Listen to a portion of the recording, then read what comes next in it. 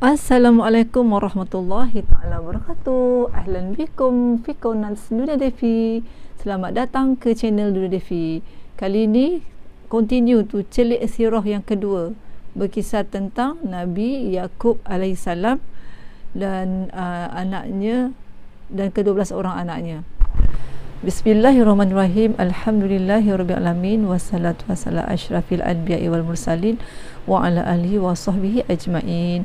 Rabbi firli Rabbi syahri sadri wa yasirli amri wahlul uqdata min lisani yafqahu qawli.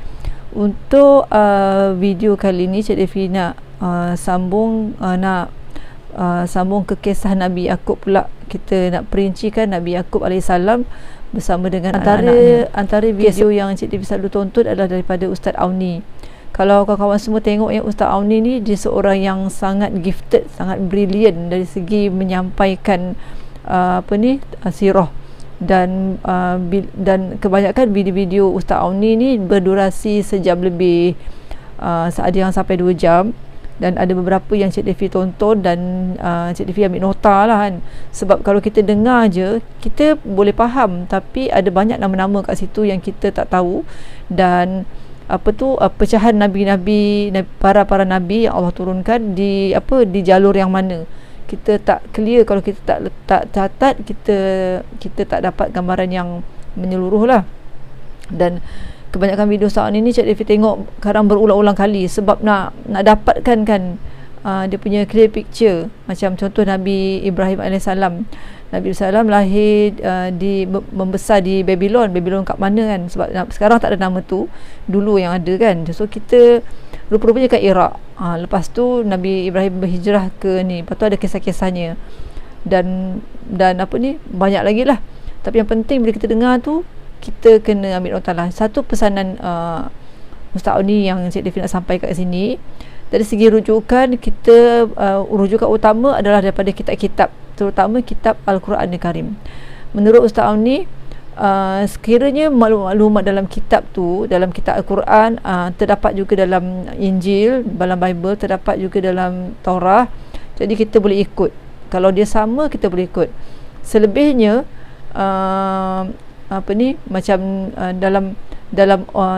sekiranya tak ada dalam Al-Quran contohnya, tapi terdapat maklumat tu lah dalam kitab Taurat, ada yang kita boleh ikut, ada yang tak boleh ikut lah. Maknanya itu kena berdasarkan kajian yang terperinci lah. Jadi sebab contohnya Nabi Ibrahim, contoh yang Cik Devi dengar, Nabi Ibrahim, isterinya ada lagi selain pada Sarah dan juga Hajar, Keturah dia tak disebut dalam Quran, tapi dalam Old Testament ada. Old Testament ni adalah Taurah lah. So itulah dari segi info ni. So ada yang kita boleh rujuk lah dalam ni. Lagipun kitab tu pun datang awal sebelum kitab terakhir, itu Al-Quran Karim. Tapi apa hal pun rujukan utama adalah Al-Quran Karim. Okey, Nabi Ibrahim alaihissalam, anaknya dengan isterinya Sarah, anaknya adalah Nabi Ishak, dan dari Nabi Ishak itulah dilahirkan dua orang anak kembar lah. Mungkin Cik Devi ceritakan berdasarkan artikel ni supaya agak lancar. Nanti kalau ada yang Cik Devi akan explain. Nabi Yaqub alaihissalam adalah putera daripada Nabi Ishak bin Nabi Ishak alaihissalam bin Nabi Ibrahim alaihissalam.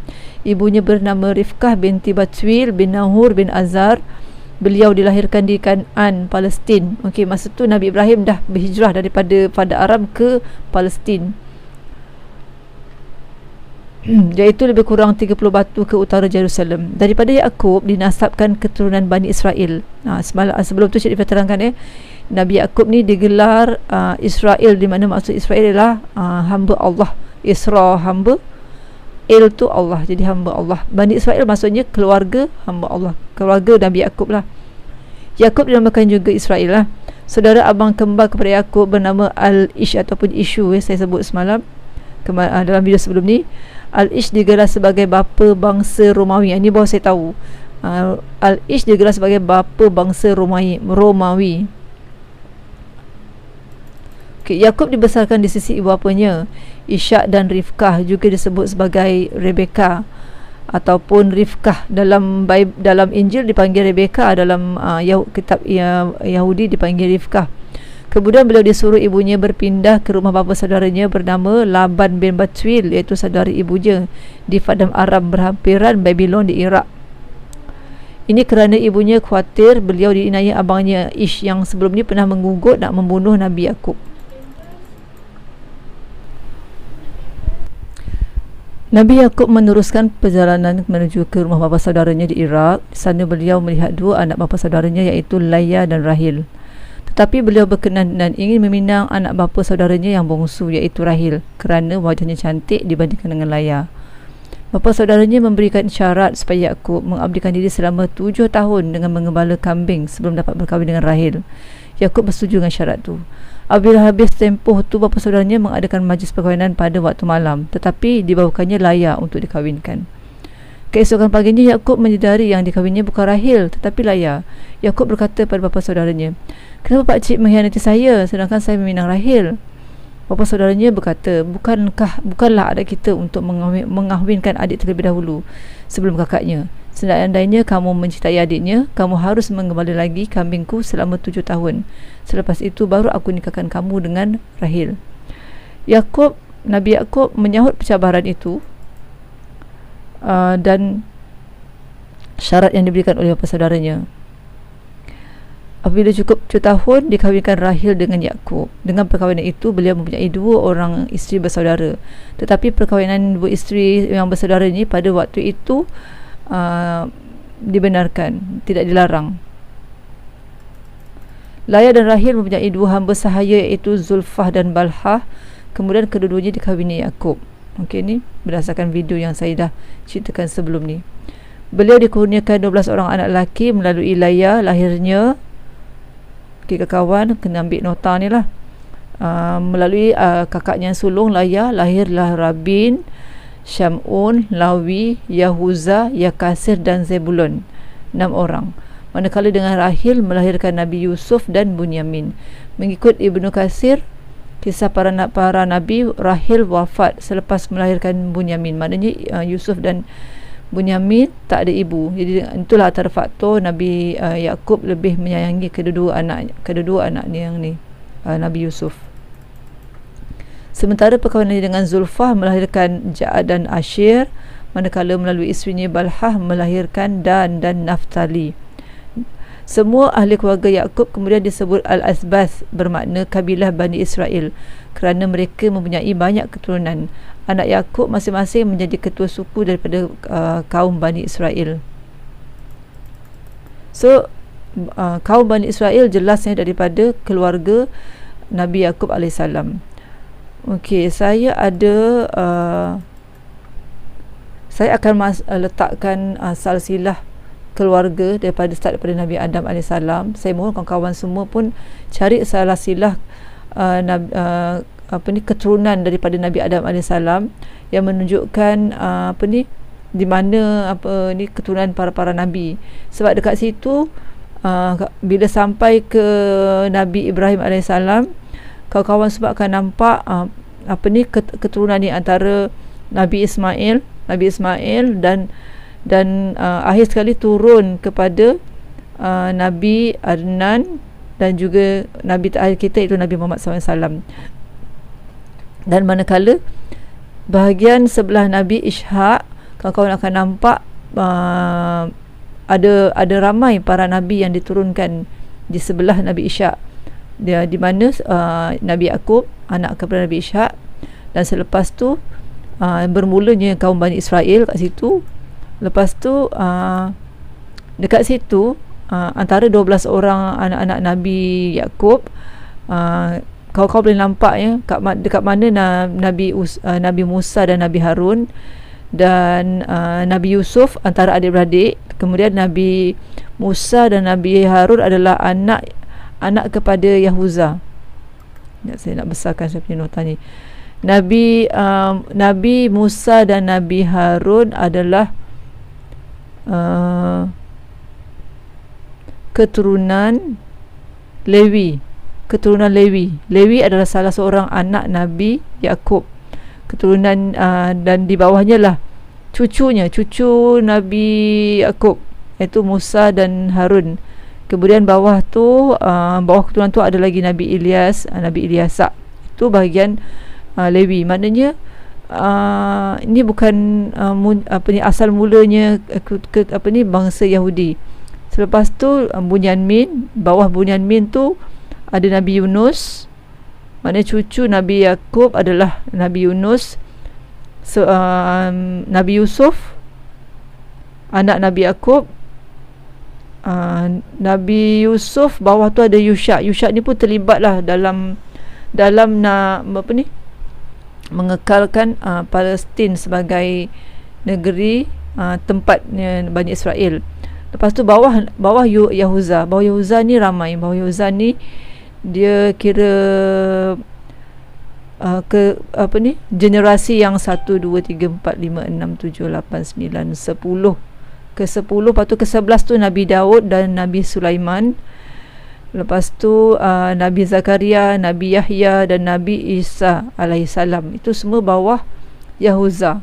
Yang mana itu memang antara asalnya bangsa Yahudi dekat keturunan Yahuza. Pada zaman Nabi Musa, Nabi Harun, nanti saya untuk video akan datang saya akan ceritakan tentang bagaimana Bani Israel ni dia engkar dengan perintah Allah SWT. Tapi selepas Bani Israel ni pergi ke Mesir semasa kisah Nabi Yusuf. Selepas tu masa anak Nabi Yusuf membawa semua adik-beradiknya ke Mesir, termasuk ayahnya Nabi Yakub. Selepas tu mereka duduk di Mesir, dan Nabi Musa dan Nabi Harun lah yang membawa Bani Israel ni balik semula ke Palestin, ke Kanaan, di mana kat situ Bani Israel ni dia buat macam-macam perangai. Dan selepas tu barulah muncul Nabi Daud, Nabi Sulaiman. Itu belah keturunan Yahuza. Dan selepas tu lah seterusnya kan banyaklah pergolakan pada Bani Israel. Dan ada kaitan kalau berdasarkan salah silah ni, ada kaitan Yahudi ni dengan Nabi Isa alaihissalam. Maknanya Injil dan juga ni Old Testament, Injil kan banyak orang rujuk pada kitab Injil, New Testament, dan juga Old Testament, Taurah. Maknanya dia memang berkaitan sebab dia satu keturunan yang sama. So bawah Yahuza ni lah keturunan Yahudi, dan yang selebihnya adalah Bani Israel. Jadi menunjukkan Bani Israel ni ada yang Islam, orang Israel ni ada yang Islam, ada yang kafir lah, yang Yahudi. So itulah kena rujuk dekat dekat salah silah ni. Sebab kalau kawan-kawan semua fahamkan salah silah ni, bila saya ceritakan nanti tentang Nabi Musa, Nabi Harun, Nabi Daud, Nabi Sulaiman, Nabi Ayub, Nabi Yunus kan, Yusha, nanti kawan-kawan akan nampak tu kan, sekurang-kurangnya akan nampak gambaran tahun sebelum Masih berapa berlaku tu. Sebab yang lepas Nabi Yusuf, kisah Nabi Musa dan Harun dulu selesai tu, tak lama tu baru kisah Nabi Daud dan Nabi Sulaiman. Jadi saya nak cerita panjang pun, ini pun dah panjang. Jadi kita jumpa lagi pada video yang seterusnya. Saya akan kongsikan tentang adik-beradik ke-12 orang Nabi Yusuf alaihissalam. Jadi untuk video akan datang, Cik Devi nak ajak kawan-kawan semua untuk mengenali adik-beradik Nabi Yusuf alaihissalam. Kisah Nabi Yusuf alaihissalam memang terdapat dalam Al-Quran. Satu surah khas mengisahkan tentang apa yang berlaku pada Nabi Yusuf alaihissalam, bagaimana Nabi Yusuf alaihissalam diinayah oleh adik-beradiknya sendiri. Dan rentetan daripada situlah kaum Bani Israel menjadi penduduk Mesir dan bukan lagi tinggal di Palestin. Mereka dah keluar daripada Palestin jadi penduduk Mesir, dan dari situlah nanti bagaimana mereka akan pulang ke bumi Kanaan di Palestin, dan bagaimana sikap mereka mengingkari perintah Allah SWT. Jadi nak cerita tentang tu, kawan-kawan semua boleh ikuti lagi video channel Dunia Devi. Segala kekurangan, kelemahan dalam apa yang Cik Devi sampaikan, Mohon kawan-kawan boleh bagi pandangan. Kalau ada info, ada lagi maklumat-maklumat tentang sejarah ni yang kawan-kawan tahu pun, kita share sama-sama, kita celik sirah. Jadi sekian dulu Cik Lifi ucapkan terima kasih kepada yang menonton. Semoga semuanya dalam keadaan sihat walafiat. Sekian dulu. Assalamualaikum warahmatullahi taala wabarakatuh. Ila liqa.